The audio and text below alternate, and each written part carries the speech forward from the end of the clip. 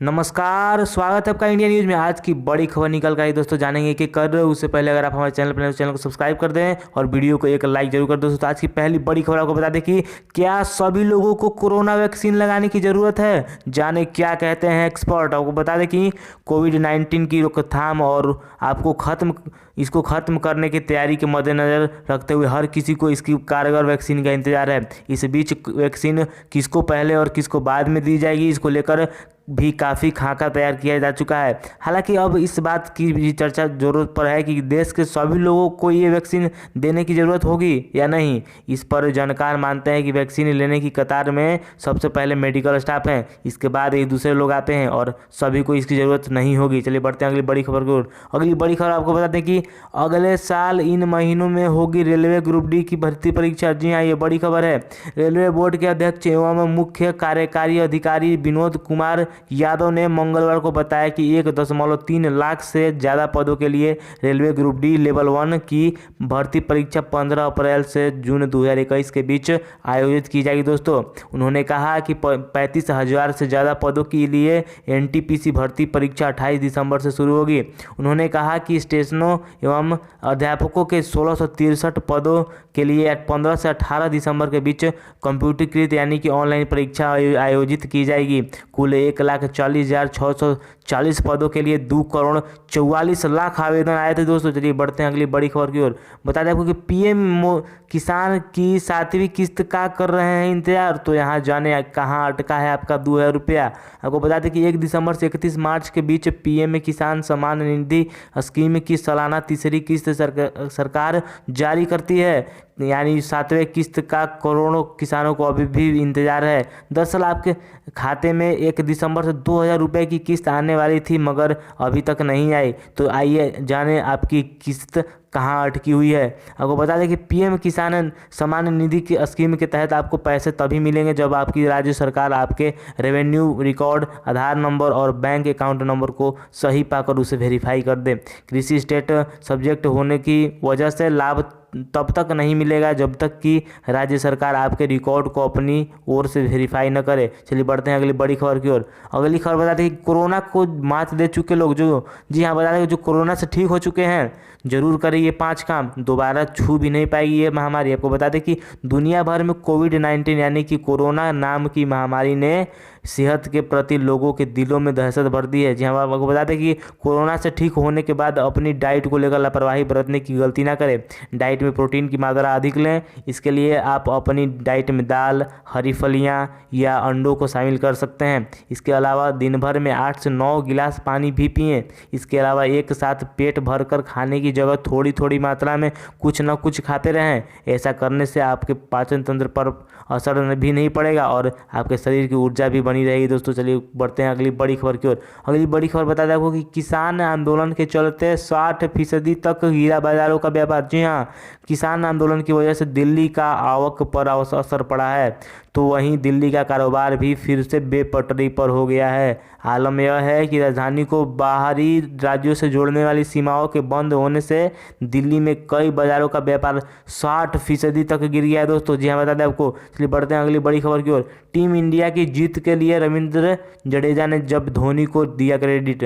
तो बता दें आपको कि भारत और ऑस्ट्रेलिया के बीच 3 मैचों की वनडे इंटरनेशनल सीरीज खत्म हो चुकी है। सीरीज का आखिरी मैच बुधवार को कैनबरा में खेला गया जिसमें भारत ने 13 रनों से जीत दर्ज की। रविंद्र जडेजा और हार्दिक पांड्या ने मिलकर 6ठे विकेट के लिए 150 रनों की अटूट साझेदारी कर भारत का स्कोर 302 रनों तक पहुंचाया था। इसके बाद भारतीय गेंदबाजों ने ऑस्ट्रेलियाई टीम को 289 रनों पर समेटकर इस दौरे पर भारत को पहली जीत दिलाई। मैच के बाद जडेजा ने बताया कि किस तरह से महेंद्र सिंह धोनी की सलाह से लिमिटेड क्रिकेटर में उनकी बल्लेबाजी में सुधार आया है। चलिए बढ़ते हैं अगली बड़ी खबर की ओर। अगली बड़ी खबर बता दें आपको कि कोरोना से अब भी जूझ रहा भारत। एक दिन में सामने आए 35,551 नए मामले। अब तक 1,38,648 लोगों की हो चुकी है मौत। दोस्तों बता दें आपको कि कोरोना वायरस के चलते देश और दुनिया मुसीबत का सामना कर रहा है। ऐसे में कई बार कम होते संक्रमण के दैनिक मामले राहत देते हैं लेकिन वायरस का प्रकोप पूरी तरह थमने की उम्मीद अभी भी नहीं दिखाई पड़ रही है। आज की बात करें तो बीते 24 घंटों में कोरोना वायरस संक्रमण के 35,551 नए मामले के साथ भारत के कुल मामले बढ़कर 95,34,965 हो गए हैं। वहीं 526 नई मौत के साथ मरने वालों का आंकड़ा 1,38,648 हो गया है। इसके अलावा कुल सक्रिय मामले 4,22,943 पर है। बताते चले कि पिछले 24 घंटों में 40,726 नए डिस्चार्ज के साथ 89,73,373 लोगों को ठीक होकर अस्पताल में से छुट्टी मिल गई है। चलिए बढ़ते हैं अगली बड़ी खबर की। और अगली बड़ी खबर बता दें आपको कि फ्रंट लाइन कोरोना वॉरियर्स को लगेगा सबसे पहले वैक्सीन। जिलों में तैयार हो रहा है कर्मियों का डाटाबेस। आपको बता दें कि बिहार में सबसे पहले फ्रंट लाइन कोरोना वॉरियर्स को कोरोना का टीका लगेगा। स्वास्थ्य विभाग के निर्देश पर सभी जिलों में कोरोना महामारी से बचाव को लेकर सबसे आगे की पंक्ति में कार्य कर रहे कर्मियों को टीका लगाने की तैयारी शुरू कर दी है। सूत्रों के अनुसार स्वास्थ्य विभाग के ऊपर सचिव सह राज्य स्वास्थ्य समिति के कार्यपालक निदेशक मनोज कुमार ने सभी जिलों के सिविल सर्जन को निर्देश दिया है कि वे अपने अपने जिलों में कोरोना वॉरियर्स का डाटाबेस तैयार करें, ताकि यह आकलन किया जा सके कि पहले चरण में कितने वैक्सीन की ज़रूरत पड़ेगी। केंद्र सरकार ने से मिलने वाली कोरोना वैक्सीन की पहली खेप का इस्तेमाल इनके लिए ही किया जाएगा। चलिए बढ़ते हैं अगली बड़ी खबर की ओर। बता दें कि सामान्य रेल यात्री सेवा जल्द बहाल होने के आसार नहीं।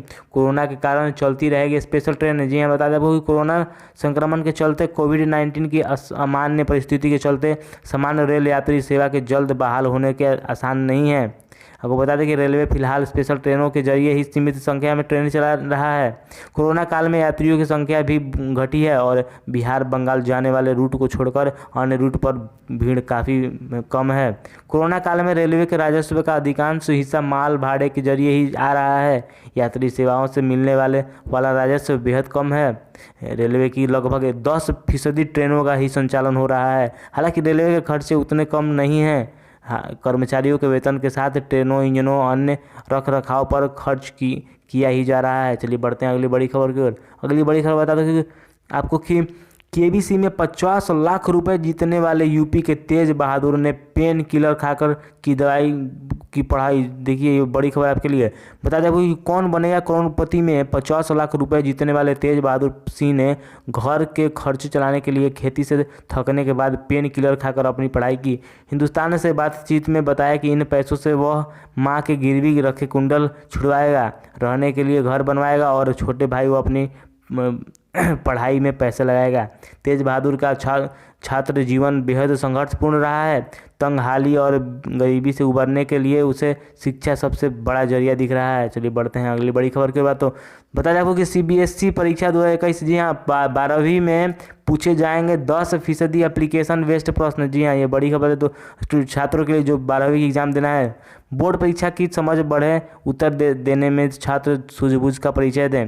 इसके लिए CBSE 12वीं बोर्ड परीक्षा में एप्लीकेशन बेस्ड प्रश्नों को जोड़ा जा रहा है। CBSE ने इसकी जानकारी तमाम स्कूलों को दे दी है। इसके साथ सैंपल पेपर में भी यह डाला गया है। बोर्ड के एकेडमिक हेड डॉक्टर जोसेफ इम्यूनुअल की माने तो 12वीं बोर्ड 2021 की परीक्षा में 10% एप्लीकेशन बेस्ड प्रश्न पूछे जाएंगे। वहीं 10वीं में एप्लीकेशन बेस्ड प्रश्न को बढ़ाकर 20% कर दिया गया है। ज्ञात हो कि 10वीं में एप्लीकेशन बेस्ड प्रश्न 2020 की बोर्ड परीक्षा से लागू है। चलिए बढ़ते हैं अगली बड़ी खबर की ओर। अगली खबर बता दें कि फाइजर बायोएनटेक का टीका 65 से अधिक उम्र वालों के लिए भी है सुरक्षित। ये 65 से यानी कि बुजुर्गों के लिए बड़ी खबर है। ब्रिटेन के औषधि नियामक ने बुधवार को बताया कि फाइजर बायोटेक द्वारा विकसित कोरोना टीका 65 वर्ष से अधिक उम्र के रोगियों में उपयोग के लिए भी पूरी तरह सुरक्षित है। औषधि एवं स्वास्थ्य देखभाल उत्पाद नियामक एजेंसी के मुख्य कार्यकारी अधिकारी जून राइन ने कहा कि वैक्सीन को इसके प्रभाव और सुरक्षा की कठोर समीक्षा के बाद मंजूरी दी गई है। इसका परीक्षण 65 वर्ष और उससे अधिक उम्र के लोगों पर भी किया गया है और यह उनके लिए सुरक्षित है। टीकाकरण और प्रतिरक्षक पर संयुक्त समिति के वी सेन लीम ने कहा कि वृद्धाश्रमों में रह रहे बुजुर्गों का टीकाकरण सर्वोच्च प्राथमिकता है। उन्होंने कहा कि कोविड-19 से मौत का खतरा सबसे अधिक बुजुर्गों को है, लिहाजा उनका टीकाकरण सबसे पहले किया जाएगा। तो आज के लिए इतना ही दोस्तों। अगर आप हमें चैनल पर चैनल सब्सक्राइब करें, वीडियो को लाइक जरूर कर दें। धन्यवाद।